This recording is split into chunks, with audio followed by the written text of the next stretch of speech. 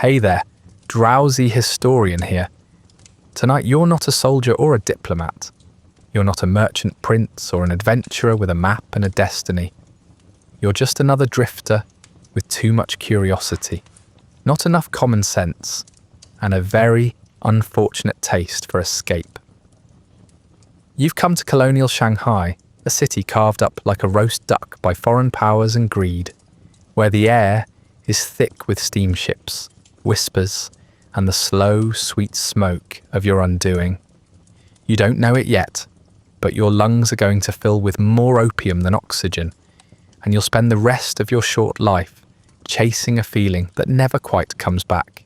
So before the floor gets sticky and your heartbeat starts sounding like a funeral drum, leave a comment letting me know where you're listening from and what time it is. I always love hearing from fellow insomniacs drifting through the haze. And if you'd like early access to more long, slow collapses into historical dysfunction, plus perks like ad-free audio of these episodes, there's a link to the Patreon in the description. Now lie back, breathe in, and don't ask what's in the pipe. You don't really want to know. You arrive in Shanghai with more optimism than sense and just enough coin in your pocket to get yourself into trouble. The year is something like 1875, give or take a revolution. History is a bit blurry here. The calendars don't match, the clocks don't agree, and the city runs on its own kind of time, measured not in minutes, but in money, favours, and the number of times you've been lied to today. You step off the boat with stiff legs and high hopes, squinting into a haze that might be mist or smoke, or opium fumes leaking from the walls. You tell yourself this is the start of something, a new chapter, a bold venture, but Shanghai doesn't care what you told yourself. Shanghai already has plans for you. The docks are chaos, coolies shout over one another while hauling crates full of silk, tea, and things better left unlabelled. Foreign men in top hats bark orders in English, French, or angry approximations of Mandarin. Local children dart between carriages, selling sweets or watching tourists with the kind of old eyes that suggest they've seen more brutality than you'll manage in a lifetime. The streets smell like coal smoke, sweat, perfume, and river rot, a bouquet of desperation with just a hint of profit. Somewhere nearby, a cannon from a British gunboat reminds the city who's in charge. You flinch. No one else does. You're new. It shows. You find a place to stay in the international settlement, a part of the city technically under British jurisdiction, though the only real law here is leverage. The buildings are squat, brick-faced things with iron railings and peeling paint, trying very hard to look like something from London, but failing spectacularly in the humidity. The landlords have names like Smythe and Holbrook, and pretend not to notice the cockroaches skittering across their ledgers. You pay too much for a room that smells like damp wallpaper and dying dreams, and try to convince yourself it's temporary, that you'll move up, that you're just passing through. Outside your boarding house, the streets are alive in the way a festering wound is alive. Rickshaws bump past sedan chairs, and opium carts rattle by like mobile funerals. You hear a woman screaming in Shanghainese from a second-story window, something about debt or betrayal, or maybe just dinner. Below her, a European banker steps over a beggar like he's avoiding a puddle. You pass a shop selling powdered rhino horn and porcelain teacups next to a British pub called the Imperial Lion that smells like old meat and bad decisions. This isn't the East you read about in books. This isn't silk robes and sage wisdom. This is empire with its boots off scratching itself. You're not quite sure what brought you here. Trade, maybe, or boredom, or the seductive idea that you could escape whatever version of yourself you left behind in Liverpool or Boston or Sydney. You told people you were going to make your fortune. You told yourself you were different. But Shanghai is a city built to devour optimism. It doesn't matter why you came. What matters is that you've already started to disappear. The city is divided. though no one agrees exactly how. There are boundaries here, official ones marked on maps and unofficial ones marked by poverty, skin colour, and how badly you want to keep your teeth. The British have their enclave, complete with soldiers, courts and afternoon tea. The French have theirs, where everyone drinks wine and pretends they're not also here for the money. The Americans loiter somewhere in between, trying to sell guns and Bibles. The Chinese live everywhere else, which is to say, in the parts of Shanghai that actually feel like Shanghai, rather than a parody of a European postcard. These areas are loud, crowded, frantic. They smell like garlic, incense and unwashed feet. You prefer them, not that it makes a difference. At night, the gas lamps flicker like they're afraid of the dark. You walk streets where the buildings lean in toward one another like conspirators, where shadows cling to the brick like mould, and where the soft, low hum of opium dens leaks through shuttered windows. You pass a man vomiting into a gutter, a child curled up under a stairwell, and a woman with no shoes offering something you don't want to understand. The city pulses around you, alive and rotting, like a corpse that hasn't realised it's dead yet. And all the while, there's the smoke. Thick, tarry, bittersweet. It curls from alleyways and dens, from open doorways and private parlours. You smell it before you ever see the pipe. It slips into your nose, coats your throat, turns the edges of your thoughts soft. You think of it as background at first, just another part of the city's strange perfume. But the smell will stay with you, cling to your clothes, sink into your skin. You don't know it yet, but it's already calling you. You're not special. You're not destined. You're not the first naive foreigner to step into Shanghai thinking it would hand you something valuable in return for your ambition. This city doesn't hand things out. It sells them to you in pieces, and by the time you realise the cost, it's already taken the parts of you that mattered. You came here looking for a new life. What you'll get is a very slow death, wrapped in velvet smoke and colonial lies. Welcome to Shanghai. Try not to breathe too deeply. It isn't a city in the traditional sense. It's a machine, a colonial organism kept alive by greed, contradiction, and a heavy dose of denial. It doesn't grow, it metastasizes. Foreign powers carved it into quarters like a stolen pie, each claiming their slice in the name of progress, civilization, or commerce. Whichever lie sounded best that week.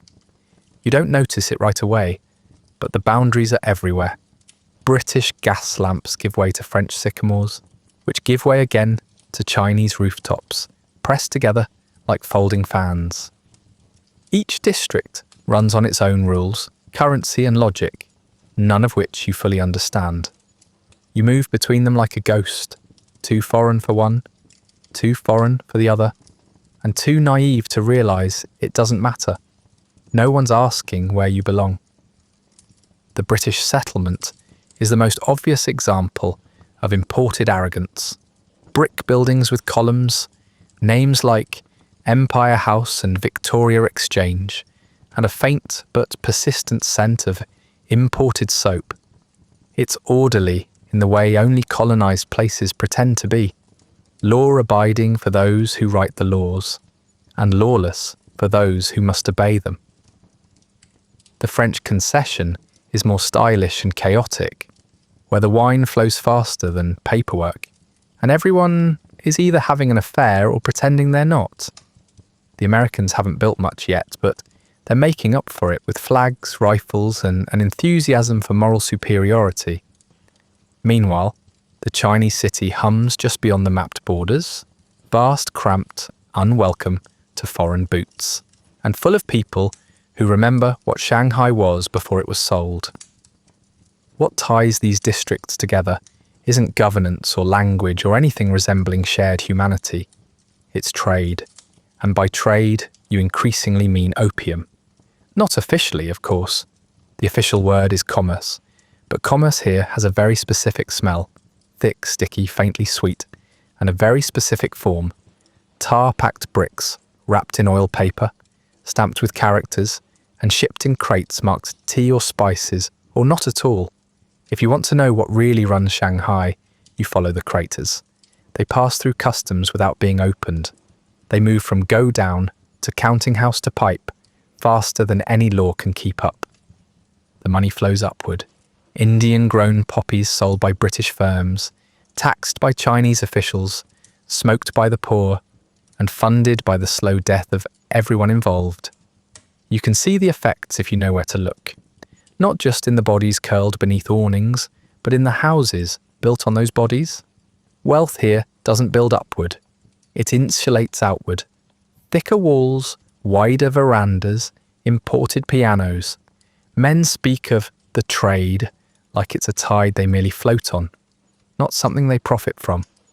They insist that the opium problem is a moral failing, but only of those too weak to moderate. You learn quickly that nothing says respectability like profiting from someone else's collapse while pretending you're shocked by it. Within this system, you're mostly irrelevant. You don't have enough capital to exploit anyone, and not enough local knowledge to protect yourself. You're a bystander at best, a target at worst. Everyone here is watching everyone else, not out of curiosity, but calculation. Where you eat, who you associate with, how much silver you carry, it all signals something.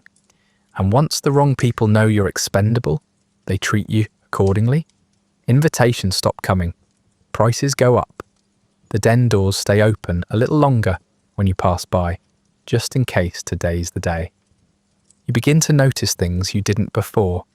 The Chinese sections of the city are overcrowded, not just because of population, but policy. Restrictions on land ownership, limited sanitation, policing that looks more like extortion. Meanwhile, the foreign districts hold garden parties and pass resolutions about civic hygiene. It's not even subtle. The whole city is built like a hierarchy etched into brick and bone. The whiter your skin, the higher you're allowed to climb. But you're not at the top. You're just a lower tier outsider. Decorative, perhaps. Disposable, certainly. And still, for all its division, Shanghai feels unified in one respect. It moves at a speed that doesn't wait for the dying. The sick are stepped over. The broke are evicted. The dead are cleared before lunch. A man can be smoking one moment and dragged out by his heels the next, and no one even blinks. This is a city designed to absorb pain without flinching. Because behind every collapsed figure is a replacement, another arrival, another optimist, another future addict who doesn't yet know how this place works. You hear the word before you see the pipe. Opium, opium. It slips between conversations like a rumour too old to question. You hear it from traders, dock workers, missionaries pretending not to notice what their parishioners are smoking behind the church. It's in the background of every transaction, whether you're buying silk or just a seat on the tram. Even people who don't touch the stuff talk about it, mostly with contempt, sometimes with longing, always with the weary tone of someone who knows it isn't going anywhere. The drug isn't hidden. It's not whispered like a sin. It's more like weather, ever present, sometimes heavier than others, but always in the air. Some places serve it with tea. Some tuck it into paper packets, as casually as sugar. Some wrap it in respectability, with nice furniture and imported wallpaper, and men who wear waistcoats, while slowly erasing themselves. There are dens that cater to the poor, dark and damp, where the floor sticks to your shoes. And then there are the elegant ones, where French curtains filter the afternoon sun and the ashtrays are sterling silver. No matter your class, there's always a pipe within reach. Opium doesn't discriminate, it just waits. You start to understand that this isn't just a vice or a trend. This is infrastructure. This is how the city functions. It's taxed, tracked, and shipped with more care than most people. The British East India Company perfected the system years before you arrived.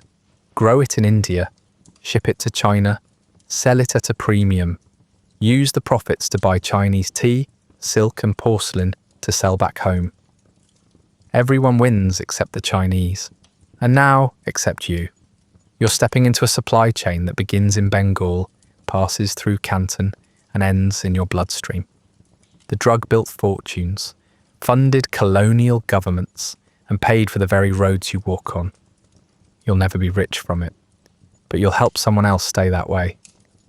People still talk about the wars, though, usually with the kind of historical detachment that makes you forget how recently it all happened. The first Opium War began in 1839, when the Qing government finally tried to crack down on the trade. They seized and destroyed massive shipments of British opium.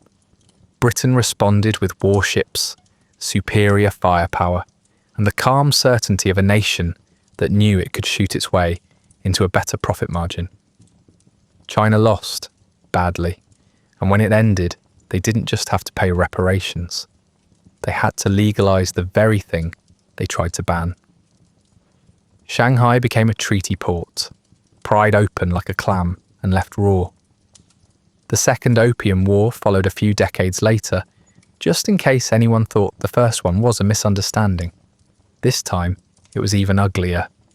Looted palaces, burned archives, treaties signed under duress. By the end of it, foreign powers had secured even more control. They could trade freely, travel inland, preach, sell, and of course, push opium with near total impunity. No one likes to say it outright, but the truth is obvious. Britain didn't just go to war over drugs.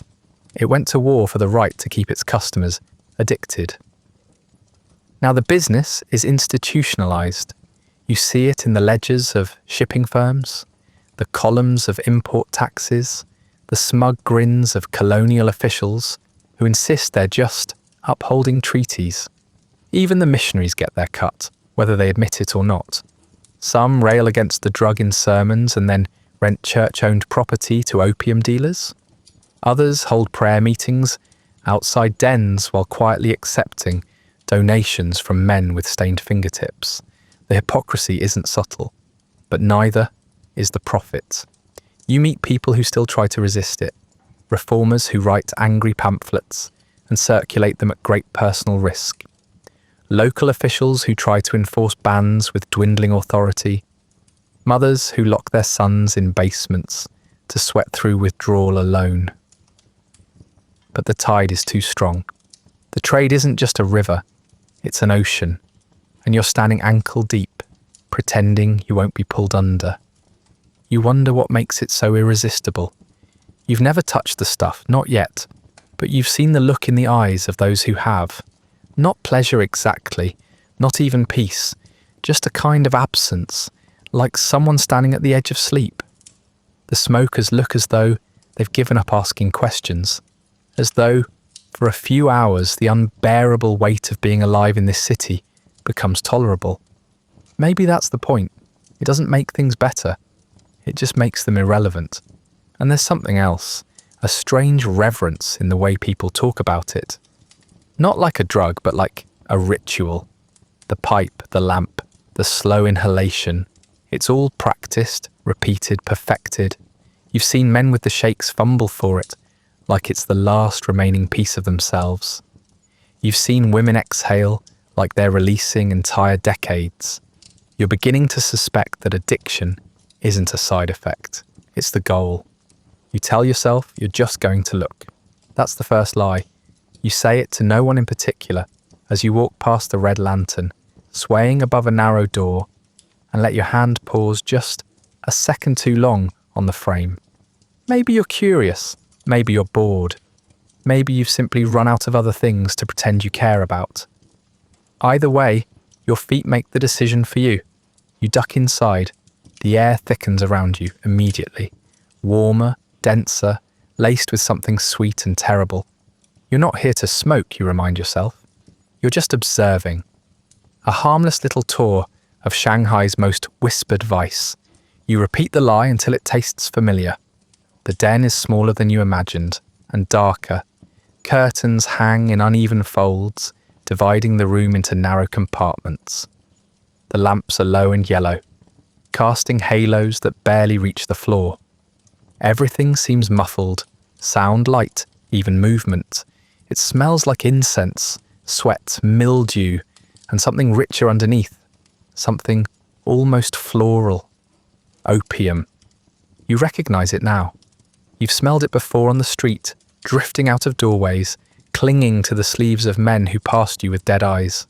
But here, it's concentrated, saturated. It's in the fabric, in the floorboards, in the breath of the man who gestures for you to sit. You hesitate, still performing the fiction of self-control, but your legs move again without permission. The couch beneath you is stained but soft. There's a pipe already waiting, its bowl still warm, resting beside a small lamp and a shallow tray of the tar-like substance.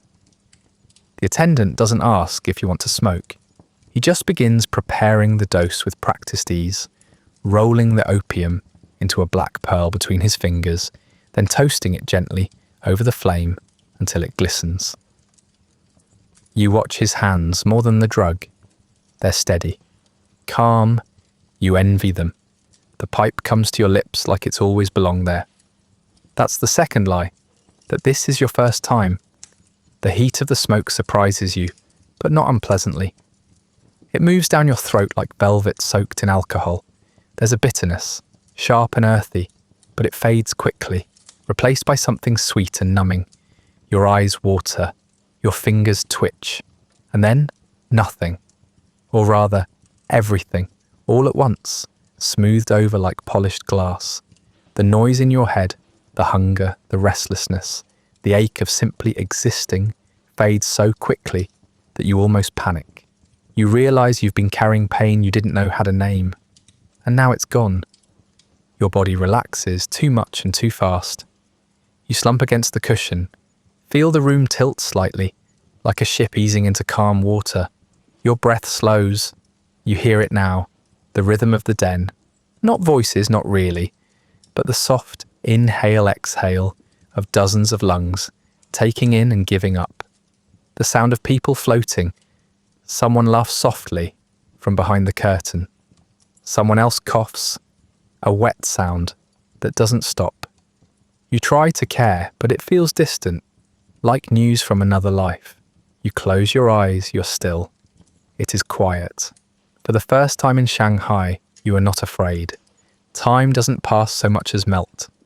You can't say whether you're there for minutes or hours. The lamp beside you flickers.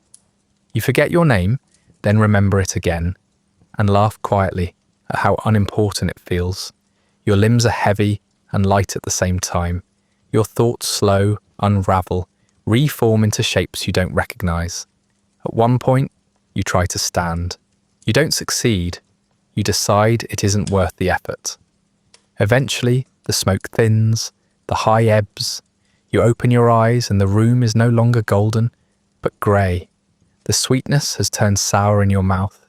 You notice the dirt in the corner of the floor, the fly circling your ankle, the ache returning to your spine. You sit up too fast and your vision flickers. Your stomach churns with hunger and something like shame. The attendant offers you water from a chipped bowl. You drink it without thinking. You leave the den just before dusk. The street outside is louder than you remember. Too sharp, too real. The light makes you squint. You feel like a peeled fruit, raw and exposed. You tell yourself you're done. It was a one-time thing, a curiosity satisfied. A box checked off the list of colonial experiences you'll now try to forget. But already you feel the absence. A cold patch in your chest, where the warmth was. You don't miss the high exactly. You miss the silence. The next day is worse, your limbs ache, and not from exertion. Your mood shifts with the wind. Coffee doesn't help. Walking doesn't help. You try to read, to write, to distract yourself with anything that doesn't involve velvet smoke, but your thoughts return to it again and again, to the moment the pipe touched your lips, to the way your fear dissolved like sugar in tea. You don't want to go back. That's the third lie. You tell it to yourself as you count the coins in your pocket. just to see if there's enough. You start thinking in maybes. Maybe once more, maybe a smaller dose, maybe it wasn't the opium, maybe it was just being tired, maybe you deserve a little peace. You frame it as a kindness. You dress it up in language that still lets you feel in control.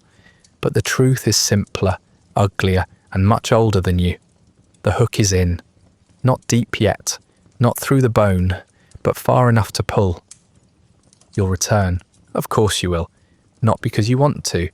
Because now, you don't quite remember how to feel safe without it. And soon, you won't remember how to feel anything at all. By the third visit, you've stopped pretending it's research. By the seventh, the smoke feels more real than daylight. You didn't mean to become a regular. It just happened. You stopped keeping track of how many times you returned. Because tracking implies choice. And choice is a story you've stopped telling yourself. The den isn't a destination anymore. It's a routine, a second home. The first one being that cramped boarding room with the wallpaper that peels in long strips and the mattress that smells like forgotten hopes. But the den is different. The den is quiet, predictable. Software. It holds you without asking questions. No expectations, no consequences. Just a pipe, a place to lie down, and the gentle permission to stop feeling anything at all. You know the layout now, and more importantly, you know how to move through it, how to nod at the attendant without speaking, how to step over the feet of someone half-conscious and twitching, how to keep your shoes close to your cot so no one else claims them before morning. The bunks are low and narrow, separated by ragged curtains that don't block sound but do offer the illusion of privacy. The shadows are thick, and they move strangely. Sometimes you think you see someone sitting up beside you, only to blink and realise it's a pile of blankets, or no one at all. Sometimes it's the opposite.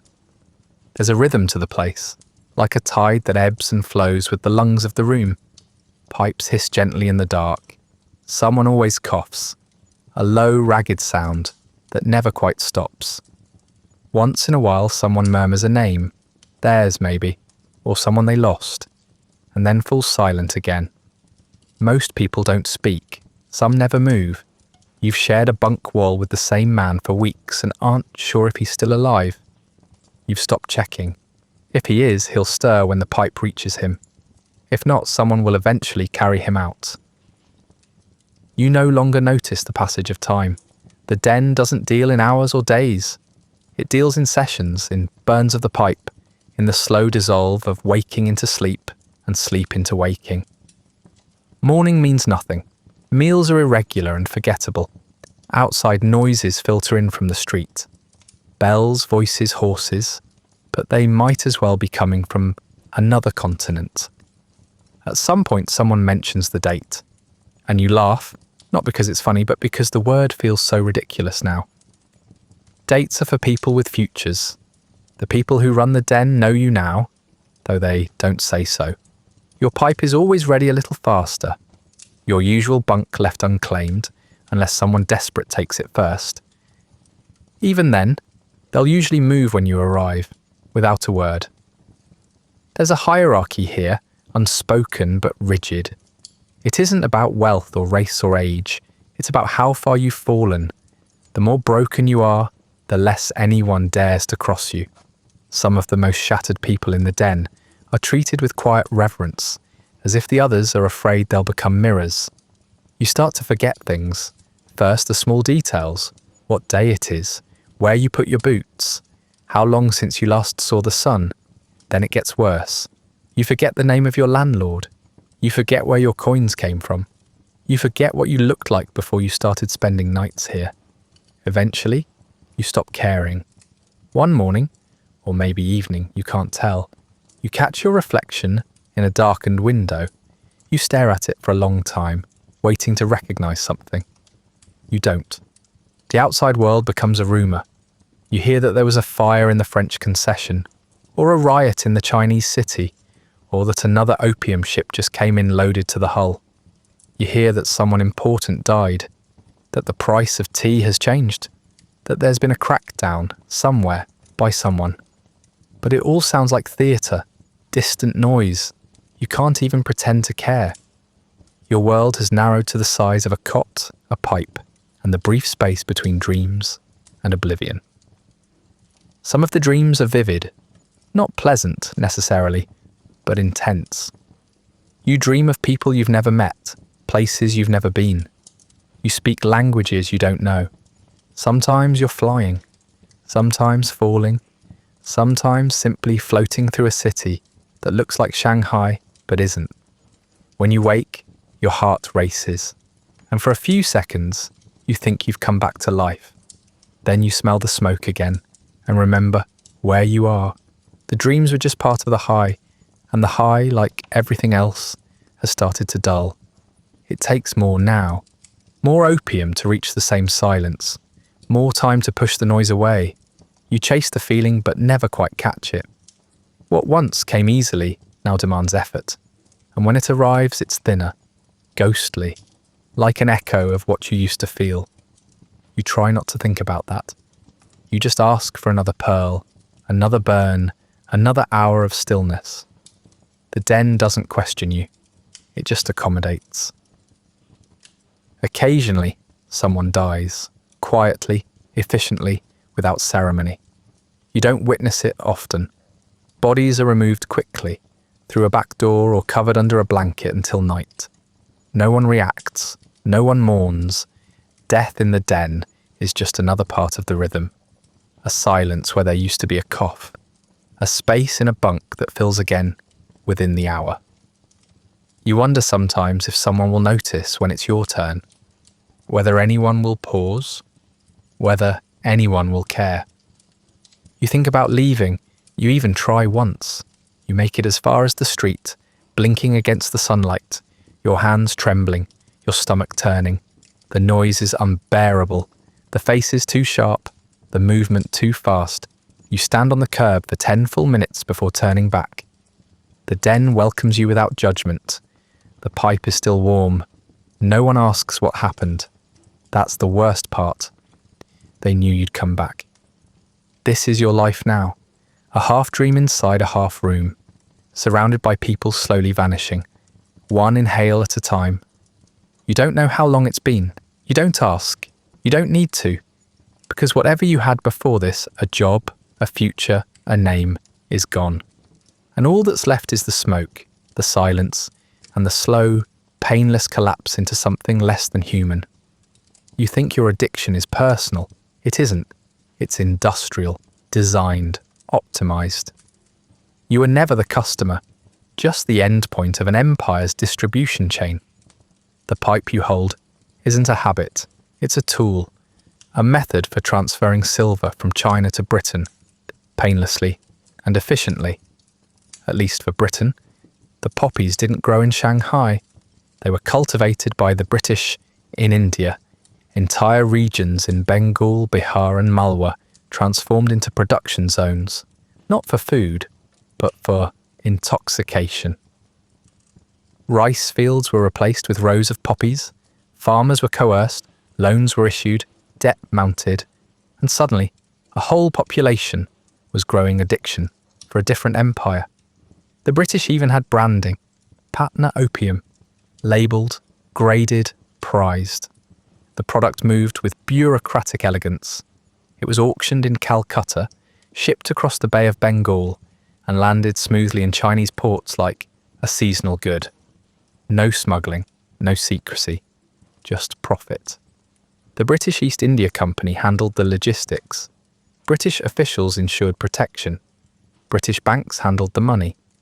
The system was so large, so clean on paper, that even when it killed, it looked like a business success. And when China resisted, when the emperor's officials started burning the crates and blocking the ports, the British answered not with negotiation, but with gunboats. That's what the Opium Wars were. Not noble conflicts over trade rights or diplomatic slights. They were wars to keep selling drugs, wars to keep people like you hooked. And when China lost, Britain didn't just claim victory, it claimed territory. That's why Shanghai is the way it is now. A divided city with foreign flags, foreign laws, foreign money. The Treaty of Nanking made sure of that. Whole districts were carved out as concessions, immune to Chinese authority. The opium trade moved in like it had always belonged. And no one stopped it because too many people were getting rich. You were never going to escape this because this isn't about weakness, it's about structure. The dens aren't run by accidents, they're maintained by logistics. The smoke that fills your lungs travelled thousands of miles under armed escort and signed documents. You didn't fall, you were placed. The empire doesn't care what opium does to your teeth, or your liver, or your dreams. It cares what it does to the silver market. It cares how many chests it can move in a quarter.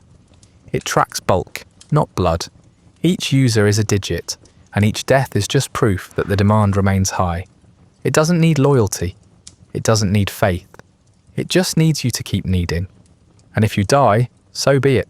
You weren't the only one smoking. You weren't even the only one dying. There's always someone else, another mouth to feed the hunger, another body to soak in the smoke. The supply chain doesn't mourn you, it replaces you. Even now, lying half-conscious in a den that smells like mould and regret, the empire is still moving. A clerk is logging a shipment, a broker is calculating tariffs, a ship is docking with crates of your undoing neatly stacked and stamped.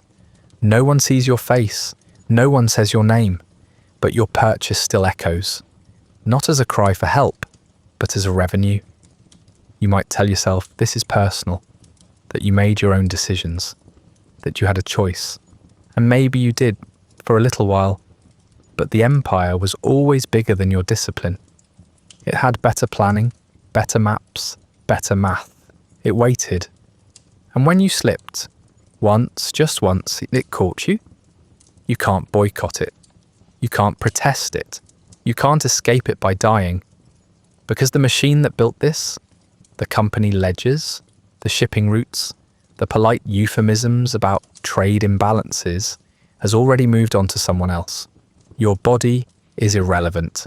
Your suffering is irrelevant. The system survives precisely because it doesn't notice. So when you light the next pipe, know this. The fire is British. The poppy is Indian. The ruin is yours. And none of it was accidental. You don't notice much of the outside world at first, not because it isn't crumbling, but because you're too busy crumbling alongside it. The den cocoons you in silence and smoke, and it becomes easy to pretend nothing exists beyond the curtains. But the city hasn't stopped rotting just because you've chosen to lie down. Shanghai is festering. The streets echo with the sounds of protest, hunger, and gunmetal diplomacy. And while you ignore it for as long as you can, eventually, reality claws its way back in. Usually, around the time your last coin clinks at the bottom of your pocket. When you're forced out onto the street, usually in search of silver or something to trade for another pipe, the stench hits first. Not just sewage or sweat or the chemical bitterness of a river that forgot how to flow clean, but desperation. The city smells like people trying not to starve.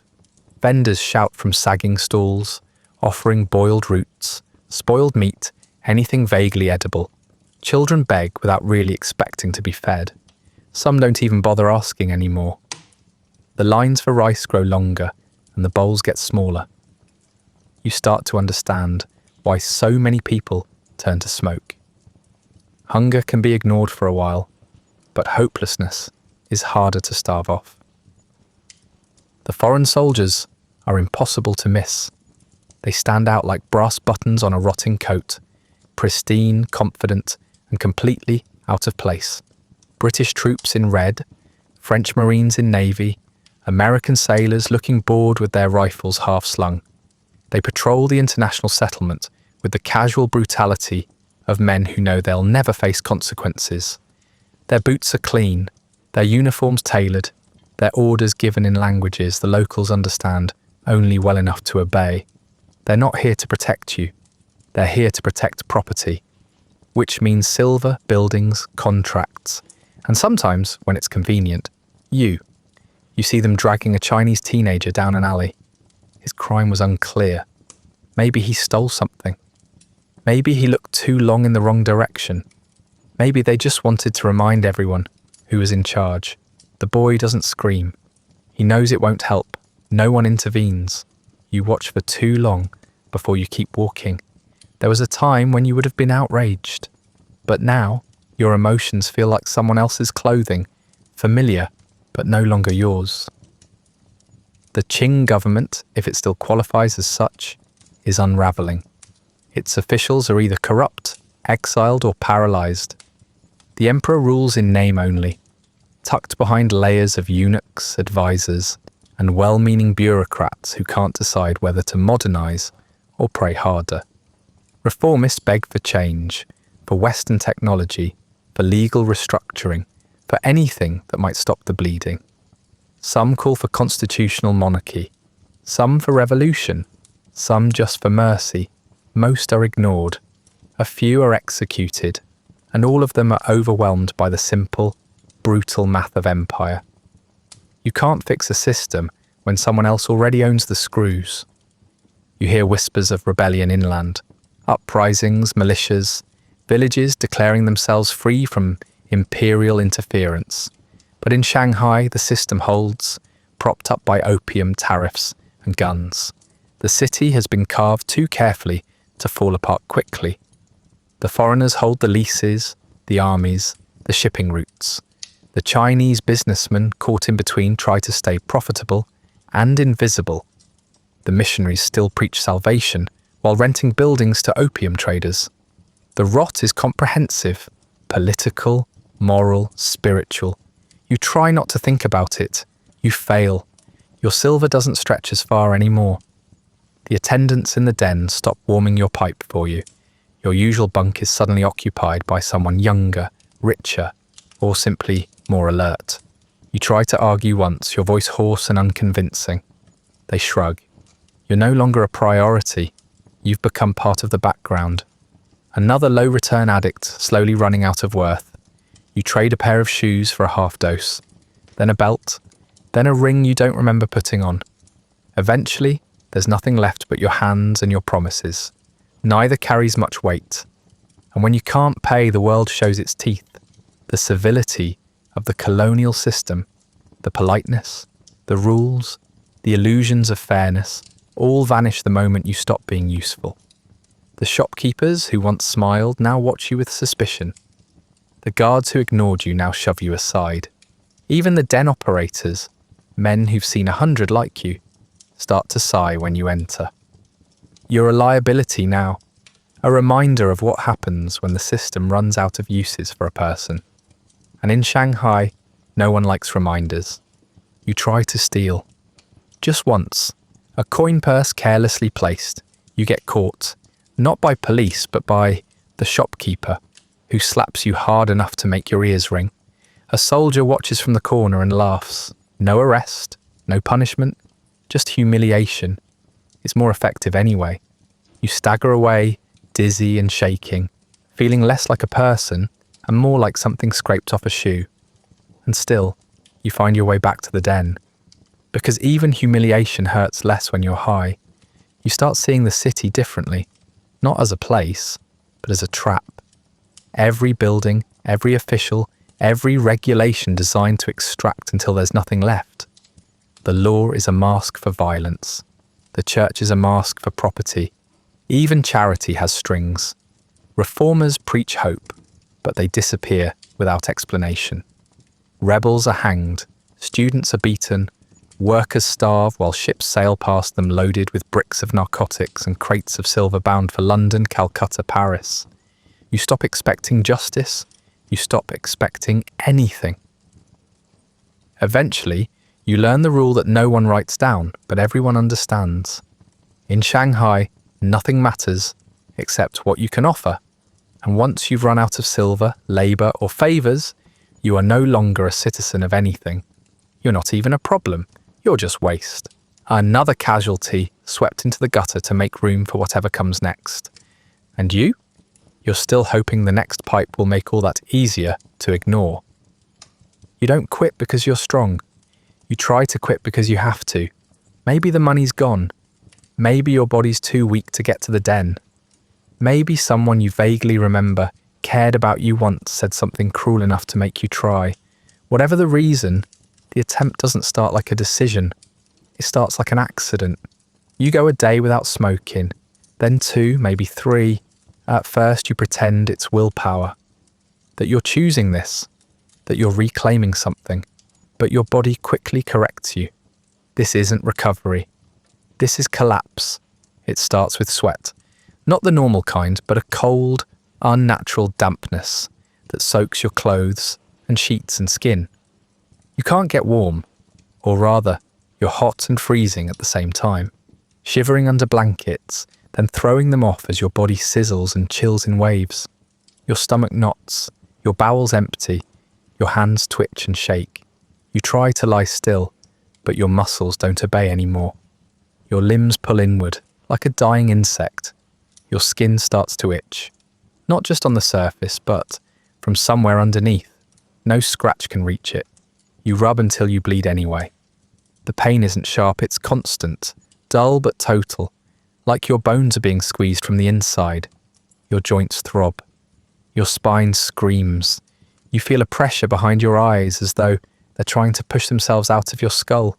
Your jaw aches from grinding your teeth, but you can't unclench it.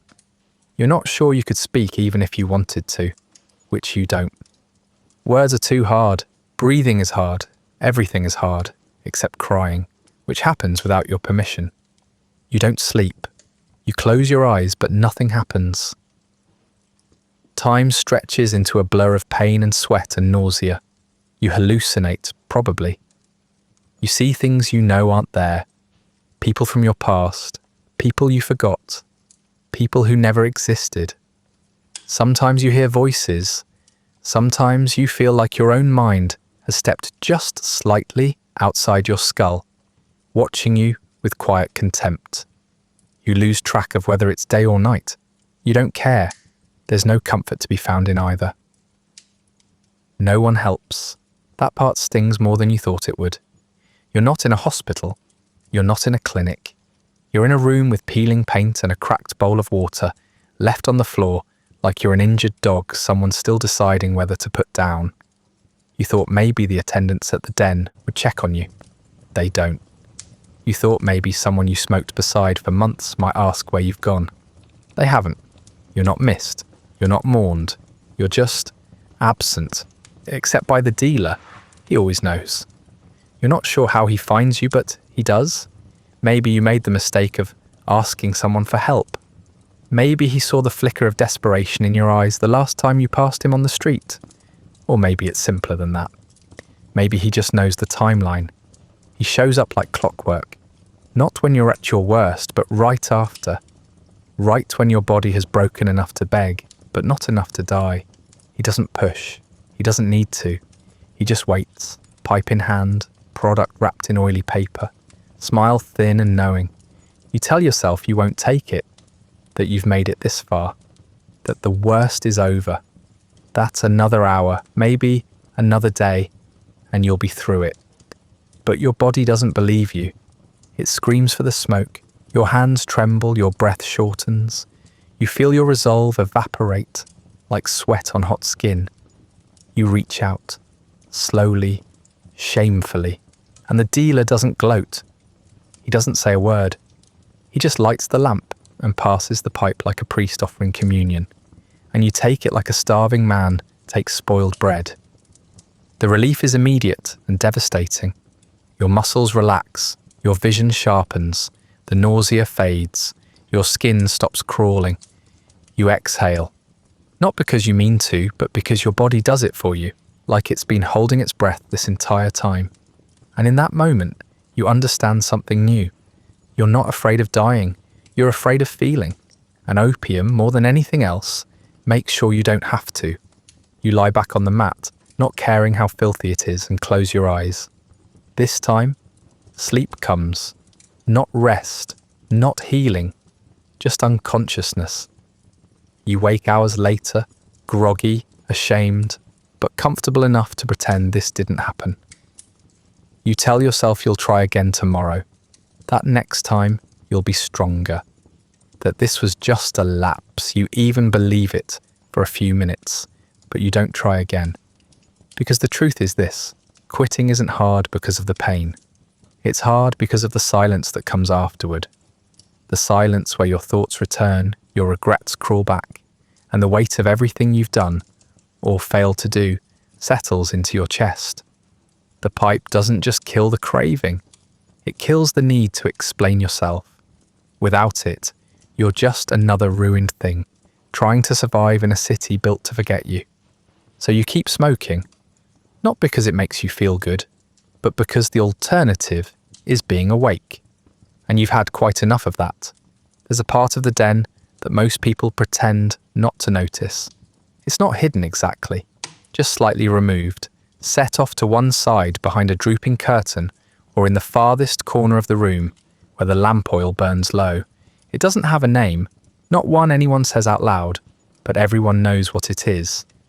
It's where the sick go, the ones who can't sit up anymore, the ones who stopped asking for a pipe and started muttering to people who aren't there, the ones who haven't eaten in days but whose bodies still twitch when someone walks too close.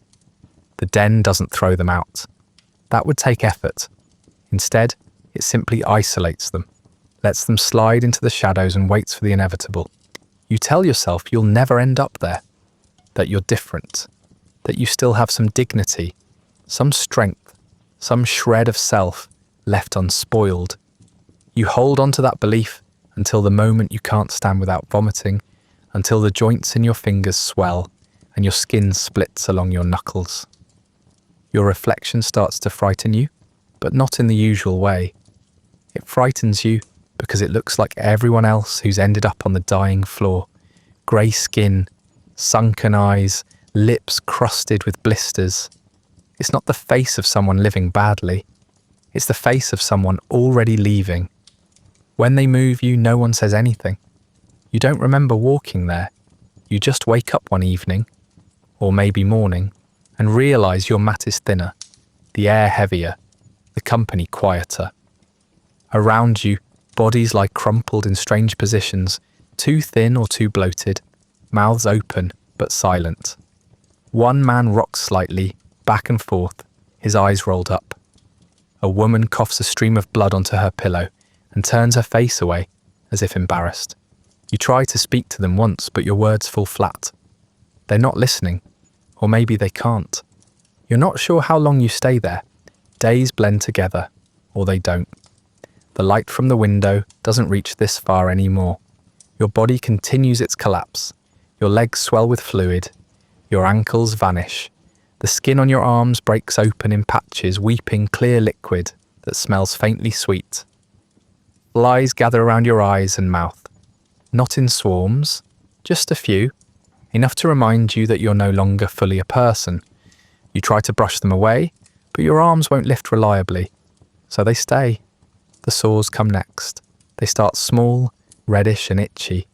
Then they burst and spread. Your fingernails begin to blacken at the edges. Your teeth loosen. You wonder which part of you will fall off first. The attendants still pass by with pipes and supplies, but they don't stop as often. You're not profitable anymore. What little silver you had is long gone, and they've seen this enough times to know how it ends. Occasionally, someone leaves a bowl of congee near your mat, more a gesture than an offering. You try to eat it. Sometimes you succeed. Sometimes you don't.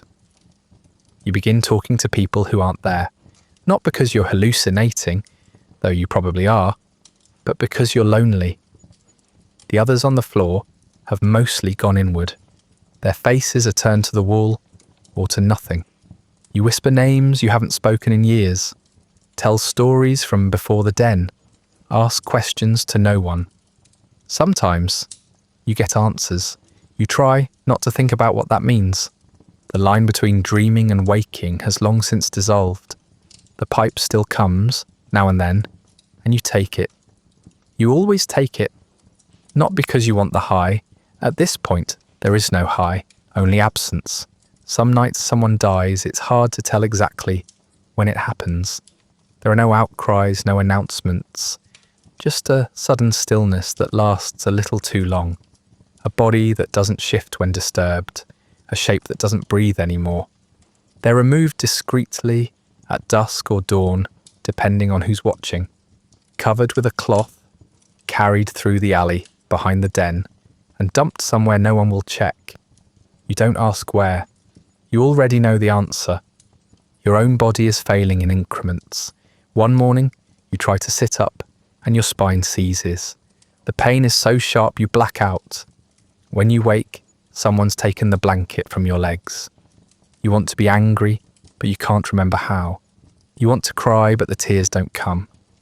Your thoughts move sluggishly, like a tide pulling back for the last time. The world narrows to the space in front of your face. Dust, fabric, a single thread loose in the mat. That becomes your entire universe. People still come and go from the rest of the den. You hear them sometimes, laughter, footsteps, the pop of an opium ball sizzling on a lamp. For them, the dream is still alive, still warm and golden. They haven't arrived here yet, but they will. They always do. The den has 100 rooms and one destination. Some reach it faster, some crawl towards it over years. But everyone ends up in the same corner eventually, staring at the same ceiling, waiting for the same breath that won't come. You used to think death would frighten you, but by the time it gets close, it feels more like a favour, a final kindness from a system that has otherwise shown you none. You don't pray, you don't beg, you don't even regret it anymore. Regret requires energy, requires memory, requires belief that things could have gone differently. You no longer have access to those luxuries. You're just here, existing until you don't. And when that moment comes, whenever it does, no one will notice right away. The den will keep humming. The smoke will keep curling. Someone will walk past your mat without looking down. And that will be the end of it. Not a tragedy, not even a story. Just another body on the dying floor. Another name no one remembers. Another silence in a city that never stops making noise. By the time you notice the men profiting from your ruin, it's already too late for it to matter. You're lying in a corner of a den that no longer pretends to care if you're alive or dead. And still, the trade moves smoothly around you. No one hesitates, no one pauses, no one lowers their voice. You start to see it more clearly now. Not because your mind is sharp, it's not, but because there's nothing left to distract you. No money, no hope, no illusions, only silence and the people who benefit from it. They don't visit the dens unless it's for business. You've seen them once or twice. Clean shoes, pressed collars, moving through the shadows like inspectors or landlords or both. They don't touch the pipes. They don't breathe the air too deeply. They look at the smokers the way a butcher looks at a side of meat. Useful until it rots. Some are Chinese, born in the city, and fluent in the contradictions it takes to survive here. Others are British, sent from firms back home, or simply lingering after the last treaty like mould on a damp wall. A few are officials, dressed in uniforms that suggest legitimacy but smell faintly of bribes. The smugglers don't see themselves as criminals. They call themselves traders, intermediaries, logistics specialists. They move product, not poison. They frame it as commerce, a neutral word, a civilized word, something that sounds like it belongs in a ledger or a speech. They don't handle the drugs directly anymore, if they ever did. That's for the men in the boats, the runners in the alleys, the mules who carry bricks under their clothes and die when the wrapping bursts inside them. But the smugglers own the routes, and the middlemen own the safety nets. They make sure the shipments arrive. They grease the right palms. They vanish the right people. You've learned how the system works, not from books or lectures, but from watching it operate around your body, like a machine stripping a carcass. The poppies are grown far from here. The resin is processed, packed, stamped, and loaded onto ships or hidden in carts. Somewhere, a customs official looks the other way for the right price. Somewhere else, a warehouse clerk changes a line on a manifest. The opium arrives in Shanghai before you even realize it's coming. By the time it's in your pipe, it's passed through a dozen hands, each one cleaner than the last. They talk about efficiency, about margins, about logistics. You've overheard them in tea houses, in offices with open windows, during brief stops in the den when they assume no one's listening. They speak with the calm detachment of men who never have to touch what they sell. To them, addiction is an abstract, a necessary side effect, a market behaviour. You dying in a corner is not a tragedy. It's a forecast, a line on a chart that suggests the next shipment should be larger. The corruption is so routine, it doesn't even feel hidden. Local officials skim profits off the top, then pass new regulations that happen to benefit the people paying them. Police arrest the occasional low-level smuggler just to show they're doing something. Trials are held, fines are paid, nothing changes. The structure holds because it isn't just profitable, it's convenient. For the smugglers, for the middlemen, for anyone who benefits from a public too dazed to protest and too sick to resist. The people doing well in Shanghai, the ones with clean teeth and quiet homes, rarely ask where their comfort comes from. Or if they do, it's a rhetorical question, meant to be ignored. Some of them will admit it privately, that the system is cruel, that the trade is ugly, that the city is built on suffering. But they always follow it with a shrug, or a quote from scripture, or the phrase, "That's just how things are." You've come to hate that phrase more than anything else. You remember one man in particular, tall, well-dressed, with fingers too soft to have ever laboured. He came into the den to speak with the owner, exchanged some coins and a quiet nod. On his way out, he passed you. You don't think he saw you? Not really. His eyes drifted over you like you were furniture or a stain on the floor. You wanted to ask him something, anything, just to prove you were a person. But you didn't. You didn't have the strength, and he didn't need your voice. He already had your money. That's the most painful part. You were useful once, not valuable exactly, but usable. Now you're not even that. Your silver's gone, your clothes are rags, your breath smells like blood and ash. No one comes to see you anymore, not even the dealer. You're not a client, you're not a risk, you're not an investment, you're just residue, leftover damage, an echo of a transaction long completed. You used to wonder if the system would collapse under the weight of its own cruelty. Now you know better. It won't. It doesn't need to. There's always another addict, another shipment, another middleman. You won't be remembered. You won't even be mentioned. Just another name that never made it onto a ledger. Another body cleared to make space for someone still worth exploiting. It doesn't feel like the end. Not at first. There's no sudden drop, no flash of insight, no slow motion unraveling. You don't sit up one day and think, this is it. You don't get that kind of narrative closure. You just fade. A little more each time. One day, you wake up too weak to lift the pipe yourself. The next, you don't wake up at all until someone nudges your shoulder to see if you're still breathing. Eventually, they stop checking. You lie in your usual spot, the same cot you've occupied so long, it's conformed to the shape of your body. The mat is thinner than ever, and the blanket has been taken or lost. The air is heavy, thicker than it used to be, or maybe your lungs just don't work as well. You can still smell the smoke, still taste it, but it no longer comforts you. It doesn't take you anywhere now. It just quiets the parts of you that still make noise. Your body hurts in strange, quiet ways, not sharp pain. That would be too dramatic. It's more like fatigue with weight. Breathing takes effort. Blinking feels unnecessary. Your fingers no longer curl the way they used to. You feel heat in places you can't identify, and cold in places that should be warm. You don't know the last thing you ate. You don't care. Even thirst is abstract now. Your body doesn't ask for anything anymore. It just endures. People come and go.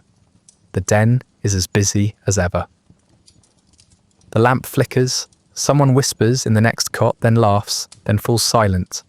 You hear the clink of a pipe being passed, the wet cough of someone too far gone to recover, the soft sound of a body shifting under layers of tattered cloth. The world around you continues in a muted hum. It doesn't slow for you. It doesn't wait. There is no ceremony, no final moment where the heavens part and your spirit lifts free. No sense of lifting out of your skin, no memory montage, no tearful goodbyes. You stop moving sometime after midnight, or maybe midday, no one's sure. You exhale and don't bother inhaling again. Not on purpose, not consciously. Your chest just doesn't rise again. That's all. No one screams, no one even pauses. The man beside you coughs into his sleeve. A girl on the far side of the room laughs at something no one else heard. The pipe passes over your body like a relay baton. Someone sits down on the edge of your cot without realizing, or maybe realizing, but not caring. You don't feel it. Your muscles have already stiffened. Your bowels release a little. That's how they know. A young attendant pulls the cloth up over your head, not out of respect, but to make the room look tidier. There's no announcement, no prayer, just a nod to the back room, where the others are kept until someone comes to take them away. You'll wait there too, slumped against the wall, with your eyes closed and your lips parted, like you've simply dozed off in the middle of something boring. And in a way, you have. There is no record. You didn't die in a hospital or at home. You weren't seen by a doctor. You didn't sign anything. You didn't leave instructions. Someone may guess your name, if they bother to write one down. It'll be misspelled. It'll be wrong. You weren't important enough for accuracy. You weren't important enough for paperwork. The body cart comes at dusk, covered of course, in case anyone still cares about appearances. It rolls down the alley with one cracked wheel and a trail of buzzing flies. Yours is not the only body on it. 2 others are already there. One slips to the side and presses against you like old laundry. No one adjusts it. No one speaks. The man pulling the cart doesn't look back. You're dumped unceremoniously into whatever pit is being used this week. A trench on the edge of the city, a ditch behind a warehouse, a nameless patch of dirt where someone once promised to build a factory. No marker, no ceremony, no one to say you mattered. Just a thin layer of earth and the promise that no one will ask questions. The den doesn't change. That's the most sobering part. The moment you vanish, someone else takes your place. Another body, another pipe, another slow descent. The mat is reused, the blanket replaced. Your cot doesn't get washed. It doesn't need to. The next person won't care. They'll be too far gone, too hungry for silence, too tired of caring. Just like you. Your absence doesn't echo. There's no gap in the room, no ache in the walls, no hush that falls when someone says your name. Because no one does. The den is not a place of memories. It's a place of forgetting. That's what it sells after all. And now you've simply joined the inventory. One more thing that got used up, and somewhere, far from here, someone continues to profit. The crates still arrive, the pipes are still lit, the ledgers are still balanced. You were not a tragedy. You were not a warning. You were part of the cost of doing business. And now you're gone, which means the system works. No one remembers you. No one mourns. No one stops. And that, in the end, is how it happens. Not with cruelty, not with sympathy, just with indifference. A shrug from the city that swallowed you whole. A puff of smoke that doesn't even rise. You're not the first to die like this. Not even close. You're not even the first today. There's always someone ahead of you. Always someone behind. The dens have seen more deaths than hospitals, more disappearances than police records, more prayers, if you can call them that, than temples. And now you're part of that accumulation. Not history, not legacy, just residue, something left behind when the body finally gives up. But death doesn't cleanly sever you from the den.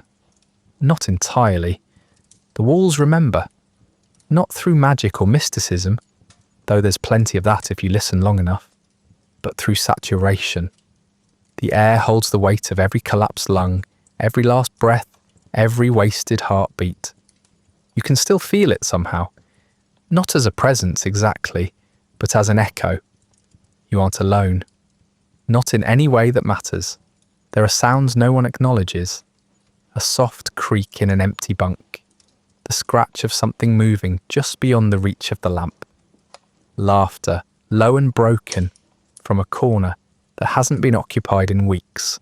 Sometimes someone murmurs a name, not their own, and insists they weren't talking to anyone. You hear footsteps when no one is walking. You feel watched even when the room is still. It's easy to call it delusion, easier to blame the drug. But that doesn't explain why everyone hears it eventually, even the sober ones, especially the sober ones. The living don't ask questions. Most of them wouldn't remember how. They keep their eyes on the pipe, their breath shallow, their thoughts pulled inward like curtains against a storm. But they flinch. You've seen it. A sudden jerk of the shoulders, a turned head, a glance at nothing, followed by a deeper inhale. They know something else is there. They just choose not to name it. Naming things gives them shape, and nothing here deserves to be shaped.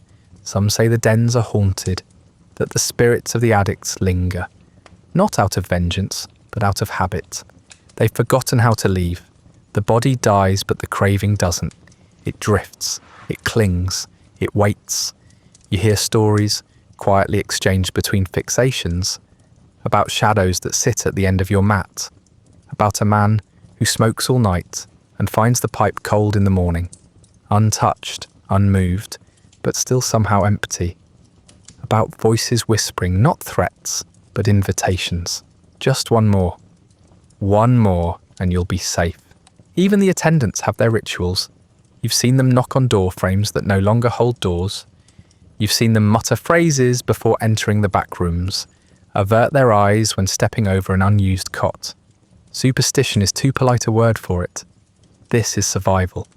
They've watched too many die to believe in clean endings. They know the dead don't leave when you tell them to. They leave when they're finished. And some of them are never finished. Sometimes the ghosts aren't even dead. That's the cruelest part. A man can be so far gone that his body keeps breathing while everything else has already slipped out. He stares unblinking through the air like he's watching something no one else can see. He doesn't speak. He barely eats. He barely smokes, but he won't leave either. He just exists, quiet, hollow, and everyone treats him like furniture. But some nights, when the lamp burns low and the room goes still, he laughs, softly, like someone just told him something dark and true. You don't know what that means. No one does. You start to wonder what you've become. Not who you were. That question stopped mattering long ago. But what remains of you now? Maybe you're one of the things brushing past the curtains. Maybe you're the breath on someone's neck that makes them shiver and pull the blanket tighter. Maybe you linger beside the pipe, not out of malice, but out of memory. You didn't want to leave. Not really. You just wanted the silence to last a little longer. It's not hell. Hell would require intention, punishment. This is something quieter, emptier, like being trapped in the moments just after a bad dream, when nothing's wrong but everything feels off. No fire, no devils, just the slow, endless repetition of what's already happened. And if you stay long enough, even that begins to lose shape. You forget you were ever alive at all. You're just part of the room now. The dust, the cold patch on the floor, the sound that doesn't match the light. And yet, the den continues. People still come, still lie down, still light the pipe. They ignore the creaks and the whispers, or they mistake them for the building settling, for rats, for wind. They tell themselves ghosts aren't real, that the things they hear in the quiet are just tricks of the high. They'll keep telling themselves that until they hear your voice, or someone else's, or their own, because the dens don't forget, the walls don't forget. And the dead? Sometimes the dead don't know they're dead. They just keep smoking, waiting for the silence to return, curling in the corners of the room, like the smoke they once exhaled. Maybe that's you now. Not gone, not whole, just part of the haze. One more ghost in a place that never stops collecting them. You may be gone, but the trade isn't.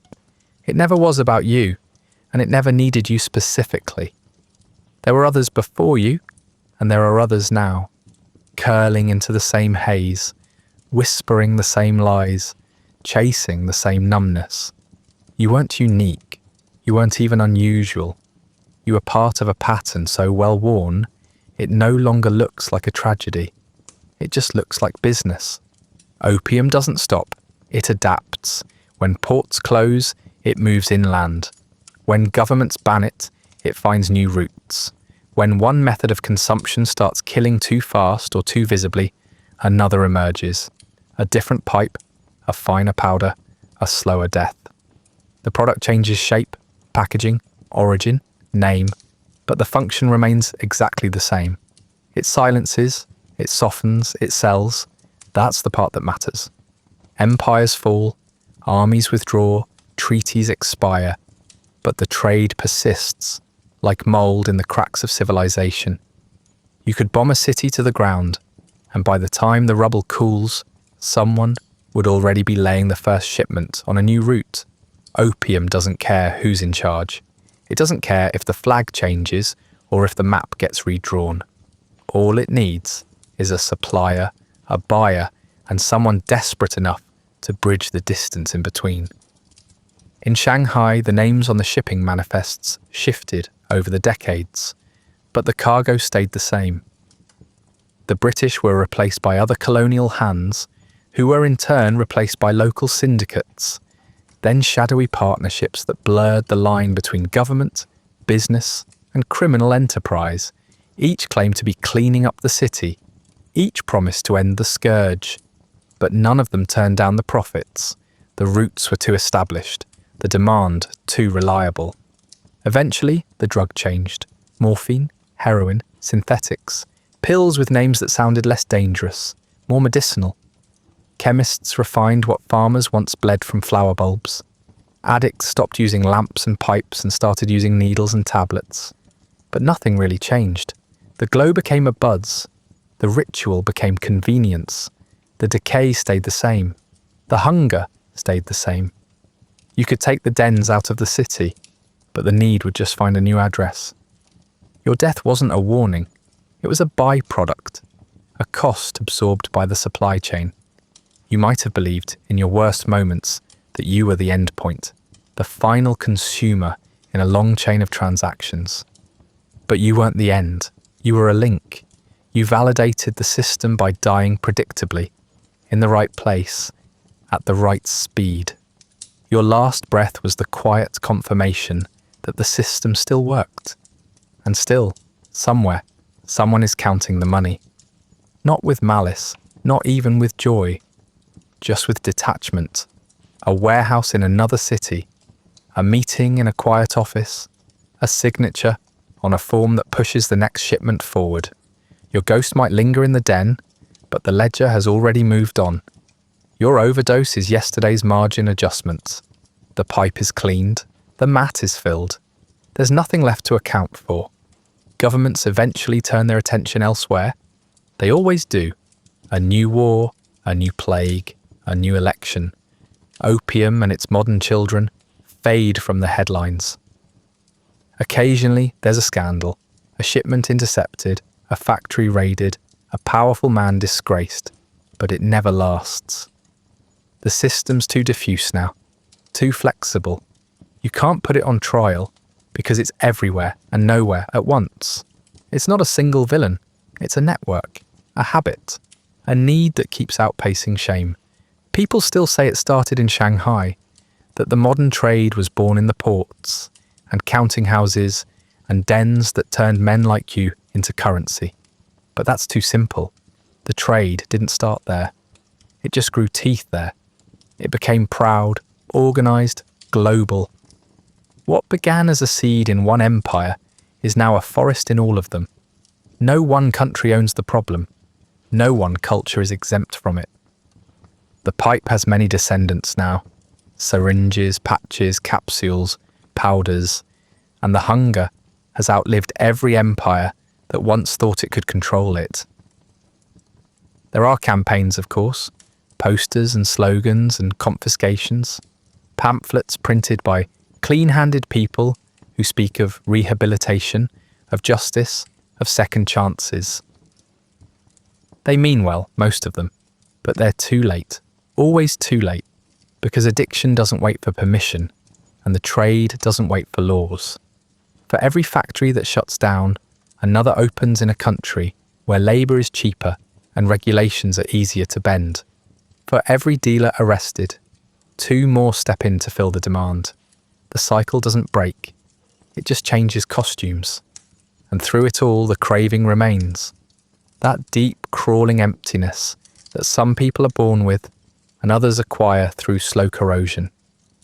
The thing that made you reach for the pipe in the first place. Loneliness, pain, boredom, grief, some sadness you couldn't name. It didn't die with you. It just found another mouth, another pair of hands, another life willing to trade everything for a little silence. So the trade goes on, not because it's strong, but because it feeds on weakness. Not because it's clever, but because it only needs you to falter. And someone always does. A man with a broken back. A girl with no way out. A child who doesn't know what the smoke means. The machine waits patiently, and the product never spoils. You were never the main character. Not in your story. Not in anyone else's. Not in this city, or this empire, or the long choking tale of opium and profit. You were background, a blur, a figure slouched in the corner, while more powerful men drew borders and moved cargo and told themselves they were doing the work of civilization.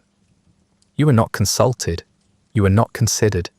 You were absorbed, used, discarded, and forgotten. Not out of cruelty, but out of complete indifference. There was never a version of this where you got out. Not really. The moment you stepped into Shanghai with your pockets half full and your illusions intact, the outcome was already printed in the margins of someone else's balance sheet. The pipe was waiting. The den was open. The space where you would one day die was already worn smooth from the bodies that came before you. Survival was never on offer. Not to people like you. What was offered was the illusion of choice, a parade of doors all leading to the same room.